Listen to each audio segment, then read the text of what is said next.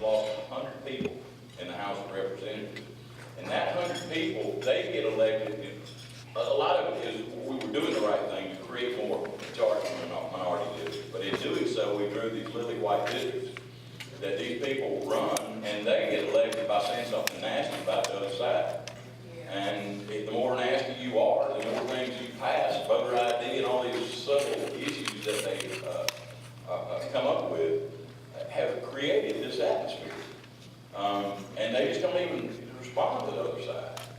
I mean, and so we've got, it's taken us 30 years to get in this mess, and I don't have any answers. It'll be up to you as legislators and how we do our next redistricting cycle, but a country just can't stand with that kind of divisiveness. You know, the demographics are that Democrats should control the presidency over the next 25 years, the majority of the time, as well as the United States Senate. You know, we may have trouble this time, but after that, it's pretty clear that Democrats should have the best shot at controlling the Senate as well.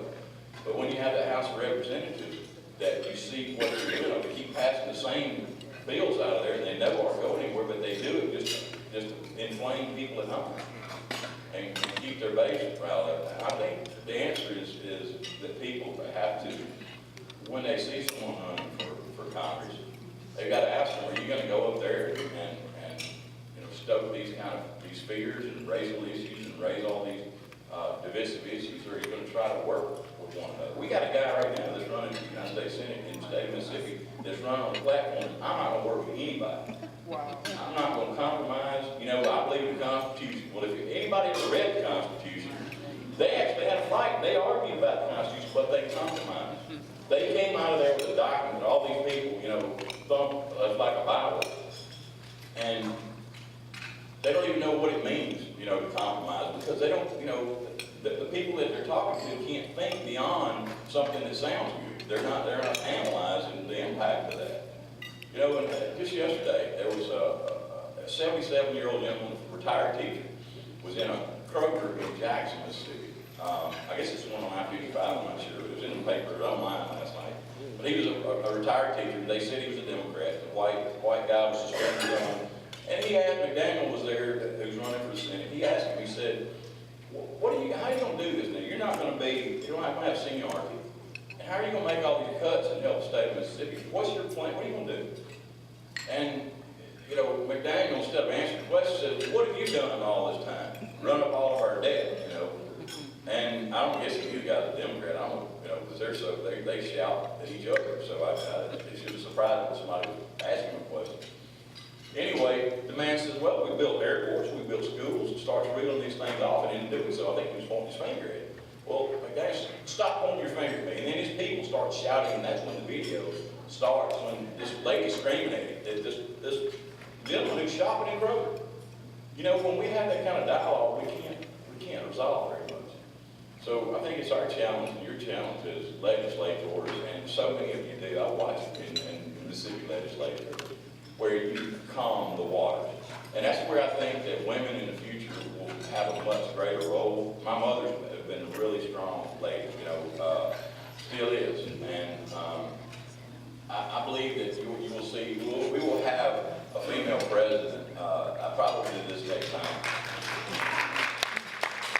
And, you know, white males hadn't done such a good job of governing us. You guys got to amen everybody. Good morning to all of you who have gathered this morning to break last night's fast. I'd like to particularly acknowledge and honor my NOBEL sisters and others who stand with us. Some of you who were here when the organization was founded in 1985. We have been privileged to promote the presence of black women in government as well as to inspire women to take an active role in the making of public policy and to assure economic and social justice for all classes and races of people. Thus, I'm extremely happy to introduce to you this morning a young woman whom I consider one of the fruits of our labor, Angela Rye, Esquire, former Executive Director and General Counsel to the Congressional Black Caucus and co-founder of Impact DC and Director of Strategic Partnership. Her Facebook page says that she is a political lawyer, strategist, pundit who works hard to make a difference and #impact your work. There's much that I can say about Angela this morning. Her bio sketch indicates that she has been recognized as one of the most dynamic young leaders on Capitol Hill and featured on MSNBC, TV1, C-SPAN, BET, as well as in the Route 100. MSNBC's Beltway Power List, 35 under 35 who changed Washington, D.C. The Washington Post, who runs government and recognized as one of D.C.'s most influential. In 2011, when Attorney Rye became Executive Director and first General Counsel to the Congressional Black Caucus, she was the youngest woman to hold this position. However, rather than elaborate more about her bio sketch, which all of you can access in many different venues, I want to introduce to you a young woman of courage, tenacity, and wit. Many of us still smile as we remember her audacity on the Melissa Harris Perry show and saying that there was a very, very racial aspect to the 2010 midterm Tea Party sweep. And she said what many of us have said or wanted to say when she pointed out the disrespectful and mean-spirited ways some people talk to and about our President Obama. As litigators, many of us expressed delight at her participation in the hearing on Black boys in education, where she spoke boldly to Ebony magazine in response to our concerns that legal precedents seems to be working against providing equality. We need to really start thinking about how will we ensure that our needs are always met with or without a court on our side, a legislature on our side, and an executive branch on our side, Ryan told the magazine. Whether we agree with her or not about this or anything else, we have to be proud of her. One of my professor friends says that she often tells her students that she's afraid to be a senior citizen in a world they're running. I'm so glad that I can stand here this morning and exhale, knowing that people like our speaker, Angela, will have things under control. Ladies and gentlemen, our speaker of the morning, my sister in the law, Attorney Angela.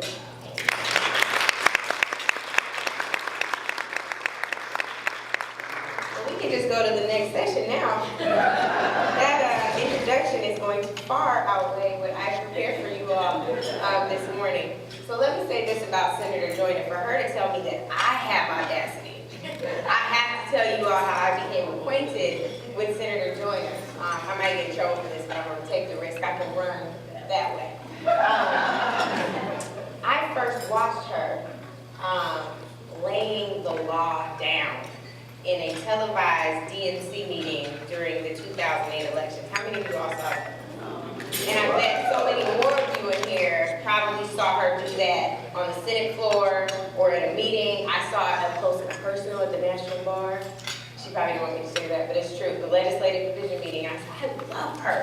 So every time I see her, I remind her of that, and I'm so grateful that I was introduced by you this morning. Thank you, President Hall, for what you're doing here with NOBEL Women. And I also, Joaquin is taking a picture, but I told her that I wanted to recognize her. Joaquin Clinton, for those of you that don't know, is the executive director of this great organization. She is truly a sister friend to me. Wow, I'm sure I had nothing to do with her getting this job. I am proud to say I wrote a recommendation letter. I don't know what to tell her. But I'm really, really glad to see her in this role. If you have not seen her working, know that she is, and she's a powerful. Before I worked for the Congressional Black Caucus, we shared a boss. I was on the Homeland Security Committee on the House side, United States House of Representatives, and Kenya worked in the personal office for Congressman Benny Gordon Thompson of the great state of Mississippi. And he would say, for those of you that know him, that there are two types of horses in Washington. There are work horses and there are show horses, and Joaquin is certainly not a show horse. She's a work horse. So thank you for all you're doing. And you all give her a break after this conference, okay? It's coming from her sister.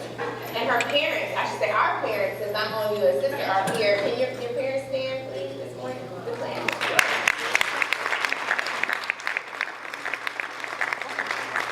Very special to me. My parents try to come to everything I do, so I definitely wanted to recognize them for all the times I forgot to recognize my parents. So what I wanted to do this morning is a lot different than what I do in Washington. I now have a political consulting firm called Impact Strategies, and every day, all day, I'm talking political strategy, working through lobbying agreements and arrangements on the Hill, where nothing is getting done, by the way, in case you missed it.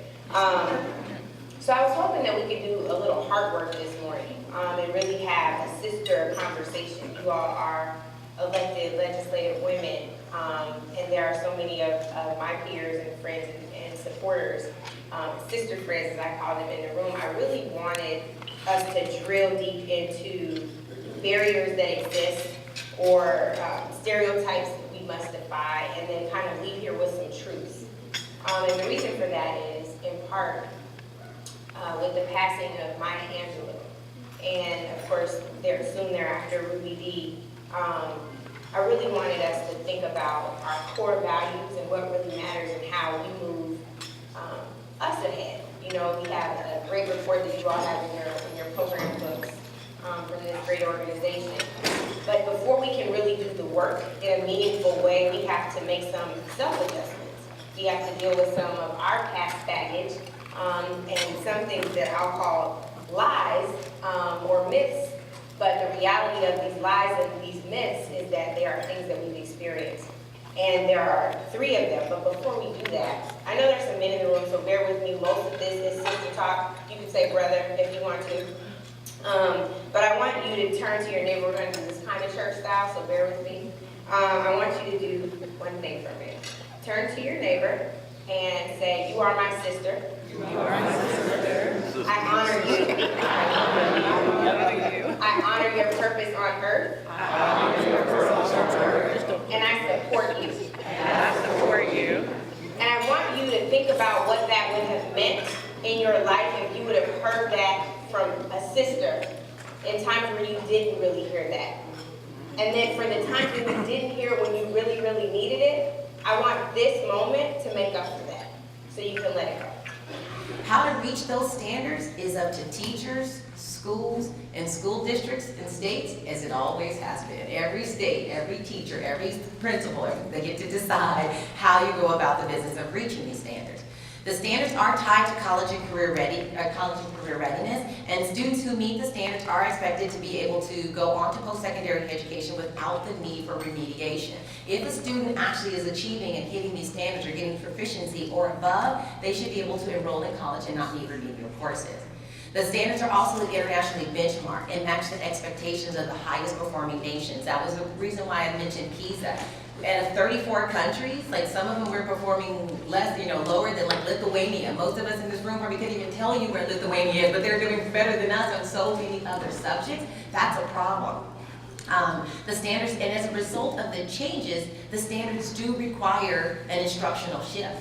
It does require educators to do things a little bit different than what has previously been done. Previously, we often, in a lot of our assessments, had students memorize certain facts, but they were memorizing things without the full context of what it actually represented. So what we're now trying to do is teach students how to learn. Thank you. That's the difference. Like, that's the fundamental difference, is teaching them how to learn. Does that require that people do things differently?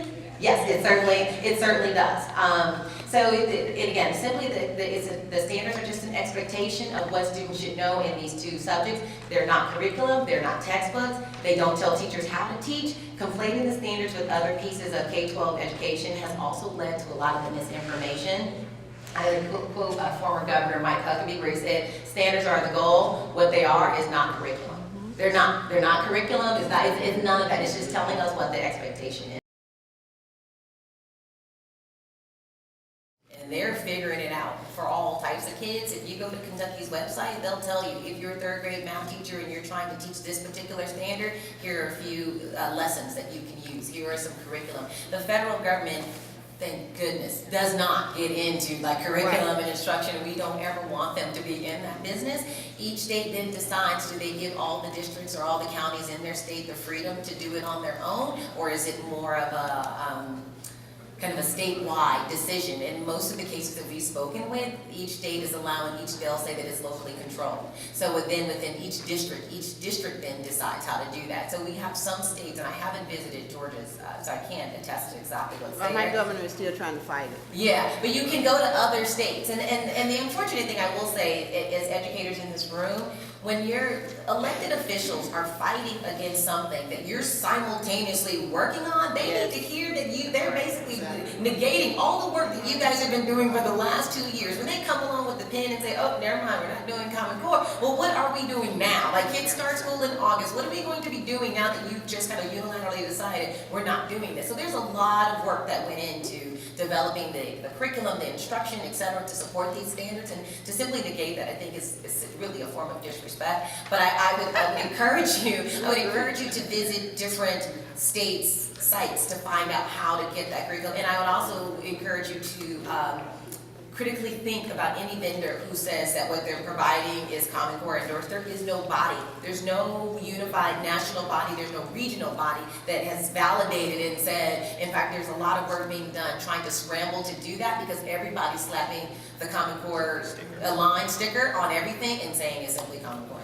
I just wanted to add, I agree, very briefly. I would check out New York State's exchange. More than 6 million people have found it really helpful in comparing curriculums. They even went through and ripped out pages from third grade textbooks and says, now this has to be in the first grade workbook. And that helps with that. I would also say that most districts across the country locally have curriculum coordinators, have a central office staff. I would say that you probably want to reach out to those people and make sure that you're working with them to make sure that they are picking vendors and other people who are lying. And it also goes back to also maybe thinking about waivers for teachers on those assessments, because what we also know is that they're not even textbooks that are 100% aligned with Common Core as of yet. They just don't exist. And so what you're going to be looking for is as best a match as you can get as you go forward with the process. But the process is still worth it. We have to get there. But those are some resources that are currently available and some of the ways you might want to think about handling it on the ground. Thank you.